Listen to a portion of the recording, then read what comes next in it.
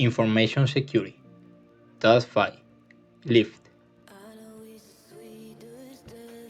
Un cordial saludo a todos, mi nombre es Gerson Adrián Collo, tengo 22 años y vivo en Santander de Quilichao, Cauca. Actualmente soy estudiante del programa de Ingeniería de Sistemas en la UNAD y estoy finalizando el tercer semestre. Trabajo en el área de comercio y servicios. Bueno, el día de hoy les voy a hablar de la seguridad de la información y cuáles son sus componentes más fundamentales.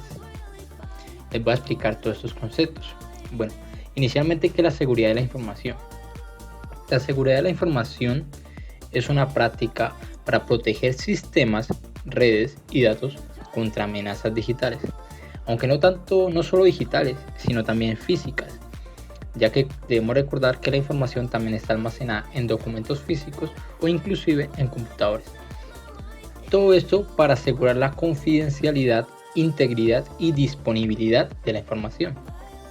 Pero ¿cuál es su importancia hoy en día? Pues ya que vivimos en un mundo digital muy avanzado donde los datos son valiosos, inclusive empresas y entidades confirman que la información es uno de sus activos más importantes, y debido a que las amenazas cibernéticas están en constante aumento, es muy importante hoy en día. Inclusive es una demanda implementar protocolos de seguridad de la información.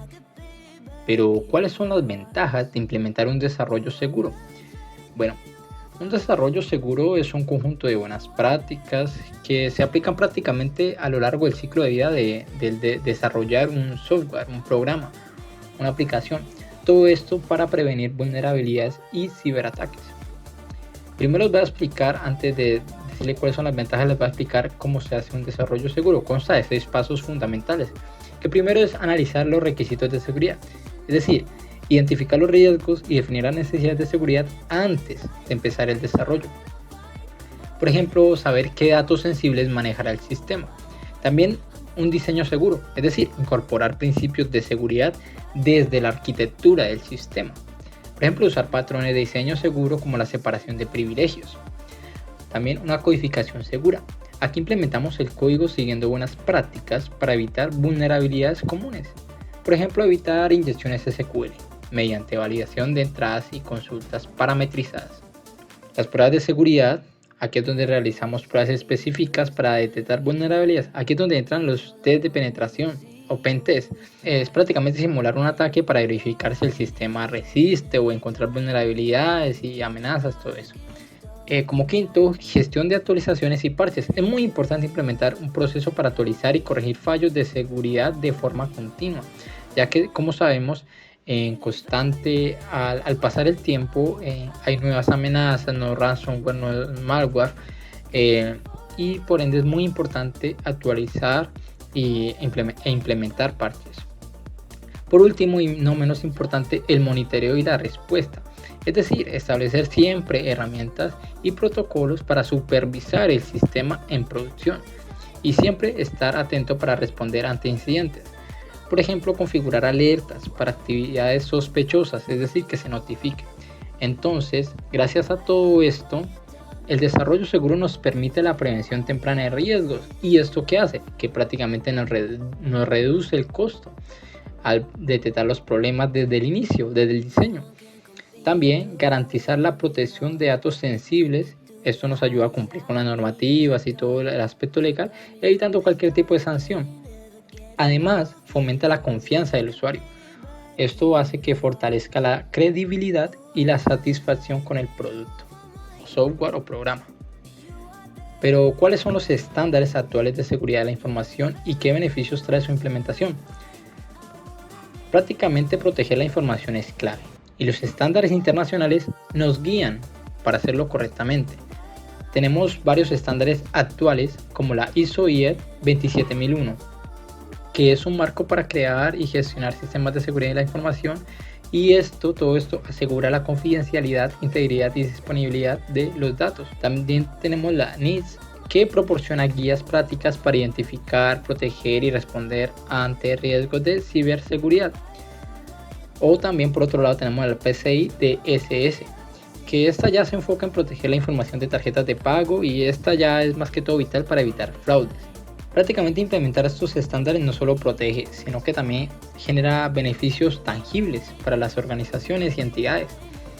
como por ejemplo la implementación de estándares de seguridad mejora la protección de datos, asegura el cumplimiento normativo, fortalece la confianza de los usuarios y optimiza los procesos internos. Esto hace demostrar una ventaja competitiva. Ahora vamos a enumerar 5 vulnerabilidades más críticas según OSWAP. Bueno, inicialmente la OSWAP o Open Web Application Security Project es una organización que identifica las principales amenazas a la seguridad en aplicaciones web. Y pues les voy a mostrar cuáles son las 5 más críticas. Por un lado tenemos que la OSWAP señala 5 vulnerabilidades críticas como la inyección o inyección de código. Esta ocurre ya cuando los atacantes insertan un código malicioso en una aplicación, como inyecciones SQL, para acceder a datos sensibles o prácticamente para controlar el sistema. También tenemos por otro lado la autenticación rota. Esta prácticamente se da cuando los sistemas no protegen correctamente las credenciales de usuarios, permitiendo así el acceso no autorizado. Un ejemplo de esos puede ser las contraseñas débiles o sesiones activas que no tengan expiración. También tenemos la exposición de datos sensibles. Y esto prácticamente ocurre cuando los datos no se protegen adecuadamente durante el almacenamiento o la transmisión, es decir, cuando se transfieren. Un ejemplo de esto muy básico puede ser no cifrar datos como contraseñas, que es básico, o números de tarjetas de crédito. Eso es algo muy básico y siempre debemos tener en cuenta esto. Un aspecto también es el control de acceso roto. Este ya se produce cuando los usuarios pueden acceder a funciones o datos que no deberían tener permiso. Es como cuando un usuario normal que accede al panel del administrador o el admin. También por último tenemos la configuración incorrecta de seguridad, que aquí es cuando ya los sistemas tienen configuraciones por defecto o que están mal ajustados, lo que hace que sea vulnerable. Un ejemplo de ellos puede ser dejar habilitado un puerto o un servicio innecesario. Todas esas vulnerabilidades destacan porque son comunes pero peligrosas. Y aunque son peligrosas, con buenas prácticas de desarrollo, pruebas regulares y configuraciones adecuadas se pueden evitar. A continuación pueden ver la bibliografía, todas las fuentes que usted para poder investigar acerca de estos temas muy importantes. Muchas gracias por su atención.